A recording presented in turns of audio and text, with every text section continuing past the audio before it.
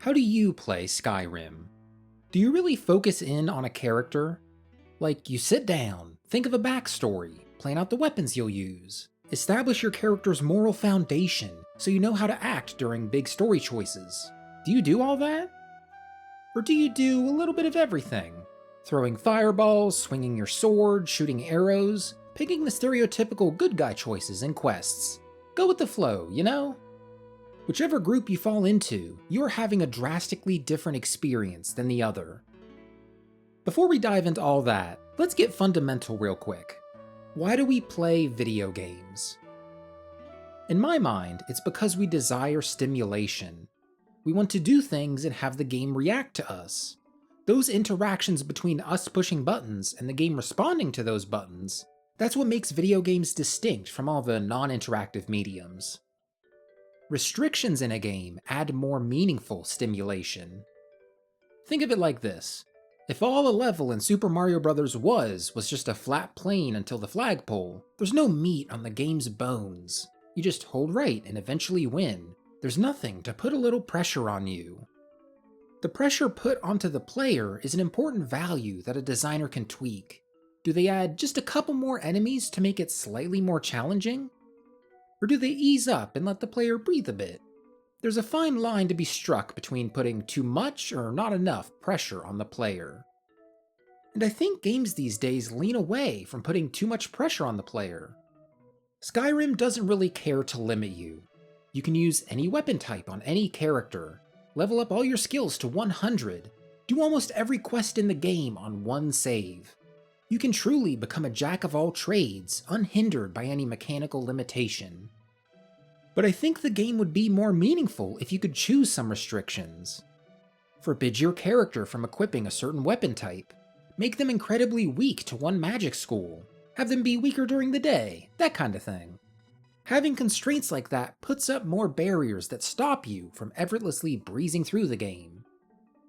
Those barriers are where the magic happens. At the end of a dungeon, you find a boss using a magic style you're especially weak to, so you have to drink some resistance potions to make sure you don't die in one hit.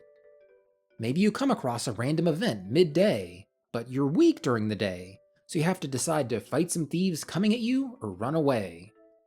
The fact that you have to think and actually do something, rather than just walking up and killing whoever stands in your way, that's a more meaningful interaction. But Skyrim isn't that game. You don't really need to worry about the time of day or what weapon type the enemy is using. Just be stocked up on restoration potions and you're ready to go.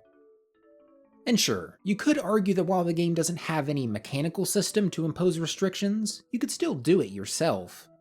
You could choose to not pick up and use any axe if you really wanted to. But these are called role-playing games. I would hope the game would give you some system to impose a role onto you. More about that later though. Some games will offer restrictions, but have it be a completely optional thing. Ghost Recon Breakpoint is a game that really leans into the optional difficulty thing. For those not familiar, it's a typical Ubisoft game. An overwhelming HUD, a map full of inane collectibles, quest objectives, you know what to expect. Post-release though, they put out an update that added a ton of little toggles to make the game slightly more challenging. Make it so you lose ammo on a partial reload, take limb injuries more often, eliminate natural health regeneration. These are all things that make the game objectively harder. But you know what? It makes the game more meaningful. You have more things to think about during an encounter, so you aren't just mindlessly shooting all the bad guys as they come into sight. You have to prepare supplies beforehand, really scout out the enemy camp and plan your route of attack. You gotta put effort in. And to reiterate, all of those are options. Hell, they aren't even incentivized. It's not like you get more XP if you play with a bunch of the difficulty settings cranked up. This screen comes up and it basically asks you, what game would you like to play? Would you like to be pressured at every moment? Or would you prefer to breeze through the game? Both are equally valid. I kinda dig that. It lets players who are really hardcore tailor the experience to exactly what they want. They can flip on and off every little setting to perfectly create the game that fits them. And people who don't care and just want to be along for the ride, they don't have to think about it too much. It's a win-win. Right? I kinda go back and forth on this, but I think forcing the player to be a bit more restricted helps out in the long run. A lot of players will just instinctively take the path of least resistance. Turn on all objective markers, give me infinite stamina, quick health regen, just take out all those barriers that distract me from the core gameplay loop. To go back to what I said earlier, you could just choose not to use axes in Skyrim. Maybe your character had a bad experience with one as a kid and they vowed to never use one again, so you go through the game using long swords. But then, a really cool axe drops. It does a ton of damage and has a cool enchantment. What's the likelihood that you're gonna refuse that drop and continue using your weaker sword?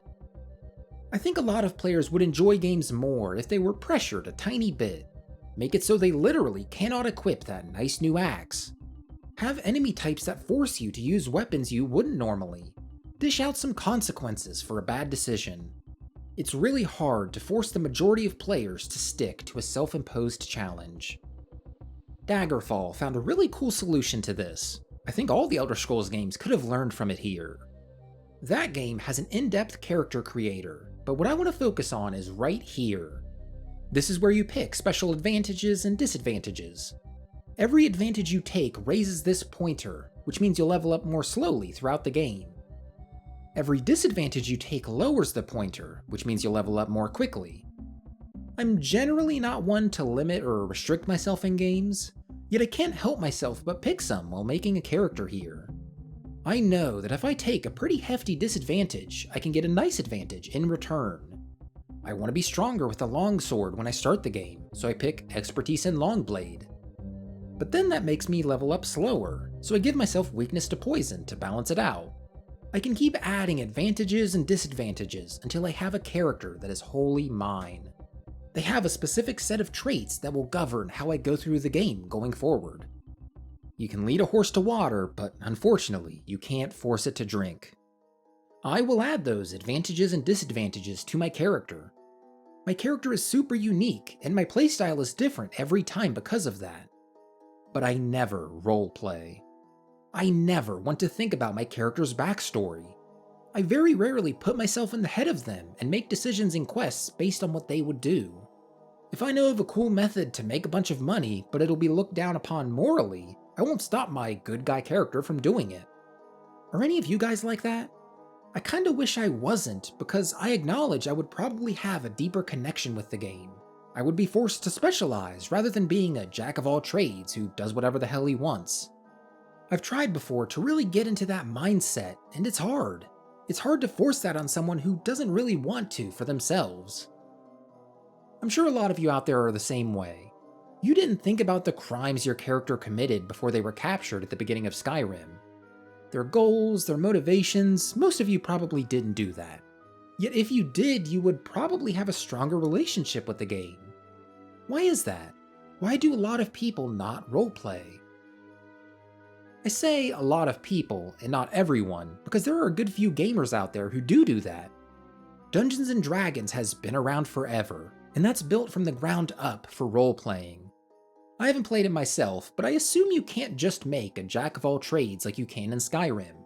Or if you try to, you'll severely handicap yourself and be unable to do anything. Those games have been doing it since the 70s. Why can't I follow in their footsteps?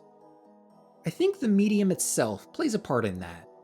You have to imagine a lot more stuff in your mind when playing tabletop compared to a video game. When going into a Skyrim dungeon, you can walk around and smack enemies to your heart's galore. You feel the mechanical intensity as you swing your sword and it cuts through an enemy. Dungeons & Dragons doesn't have that. You roll the dice and that determines how combat goes. Then it's up to the dungeon master to tell you how that interaction went. And they use their imagination to do that. It's a lot like the relationship of books and movies. Movies can visually show off things that could only be imagined with text on a page. Video games have kinda got us complacent when it comes to using our imagination. If you have a super casual gamer who loves Skyrim, and then you try to introduce them to Pillars of Eternity, they're gonna have a hard time adjusting. So much of the beauty of that game is the prose and the way it evokes imagery in your mind. And that only works because the game looks like this. If it were more detailed and you could see everything up close yourself, then the magic that comes from imagining things would be lost.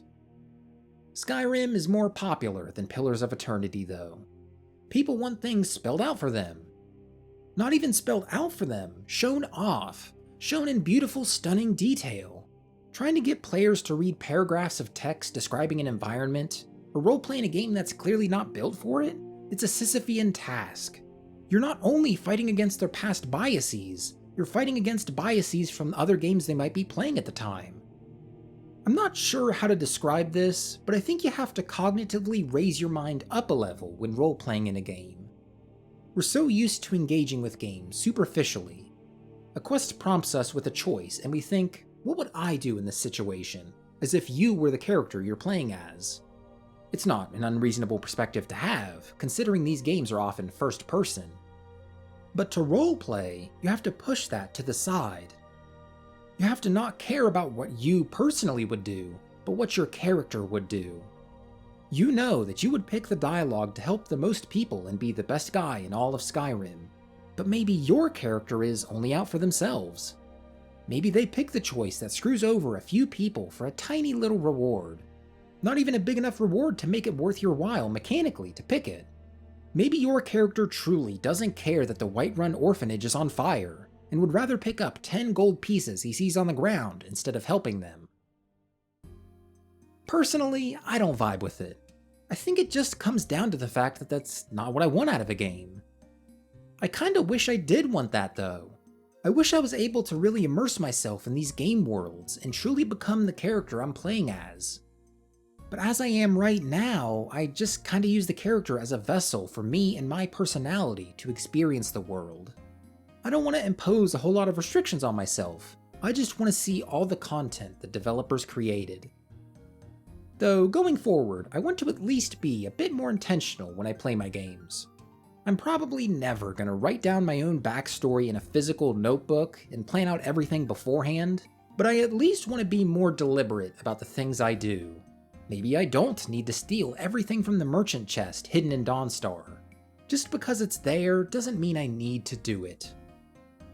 Even if you're like me and don't want to go all in on role-playing, at least think of some guiding principles that can lead you through the game. Just one or two things specific to this character and this playthrough that restrict you. A couple barriers to give your playthrough some texture. If you're open to it though, I say go all in on role-playing. Let your character exist and make their own decisions. Imagine you are a third-party observer just watching them go about their day. Let them be your guide throughout the game. Thanks for watching.